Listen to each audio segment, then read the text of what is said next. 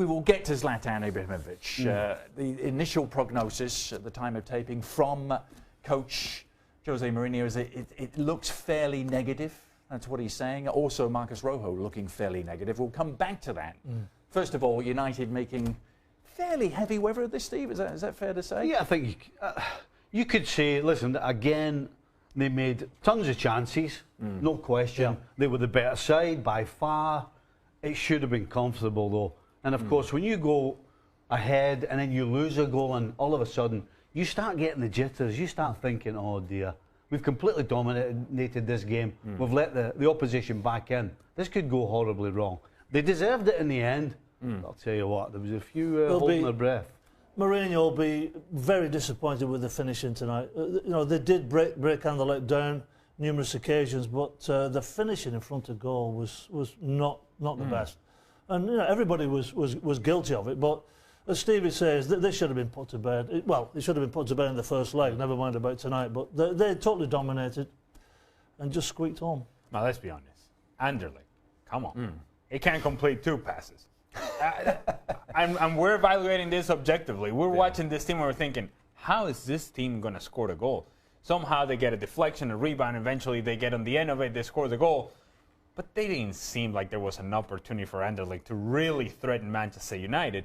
To me, this is all on Manchester United and their inability to consistently, once it gets to the point to where you need to put a team away, to do it. To be able to execute in the final third. For as much as people want to love on Marcus Rashford and say the positive things about him after his performance on the weekend against Chelsea, well, you have to be able to finish your chances. Should they have kept the same team? No.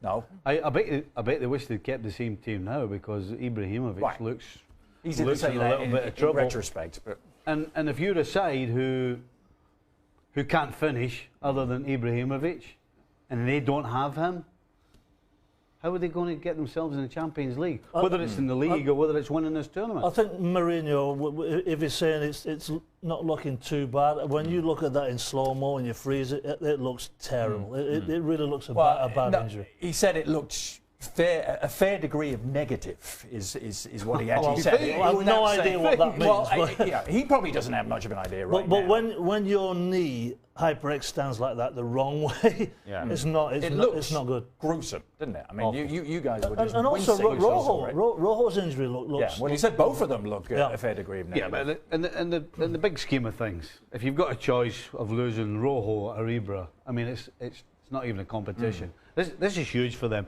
because they need this guy in order to get in the Champions League next season, whichever competition it is.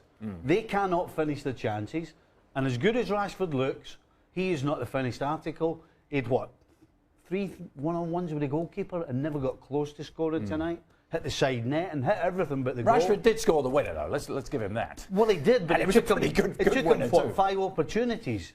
That's not good enough.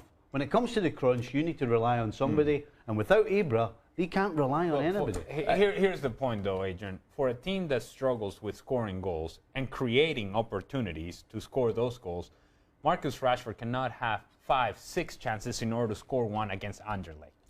And better tell the English media that, because they are anointing him the next big thing. Where's the English media? I don't care about the English media. See, I don't care because to be honest with you, I don't care if Marcus Rashford does well or not. We're evaluating the player for what we see. And when you miss one-on-one situations, as good as he may be, as talented as he may be, right now, he's not better than Zlatan Ibrahimovic. Right now, he's not the finisher that Zlatan Ibrahimovic is. So you need a player of the quality of Ibrahimovic to be there in order for you to have a real opportunity. Now, Marcus Rashford better come up with the goals now because there's nobody else in that team that's going to score the goals.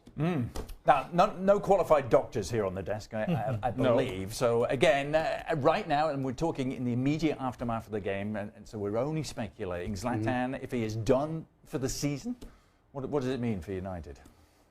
Well, you take Zlatan's goals out of United this season, and what are you left with? Not a lot. You're left with a team that is not even close to the top 4. And really, can they win the Europa League without a guy to put the ball in the back of the net? Because without him, they don't have anybody you can rely on. As bad as the opposition probably. And the other side of the discussion is, what does this mean for Zlatan Ibrahimovic at Manchester United? Because if indeed this is as bad as we think it is, then why do you take a chance on Zlatan Ibrahimovic in the future if you're Manchester United? It may just be the end of his time there. At 35, Paul, Look, it doesn't matter how old you are. nothing's easy to come back from. You don't. No, I mean, look. I mean, we've all had fairly bad injuries in our career. That's a bad injury, and I think who's got to step up is Mkhitaryan. He looks as though he's the most clinical finisher of the group that's left. You know, you can't rely on Rashford. You know, when you're getting into the sharp end of the season and when the big games are coming along and it's tight in the box, who's the guy that's going to finish? For me, it's going to be Mkhitaryan.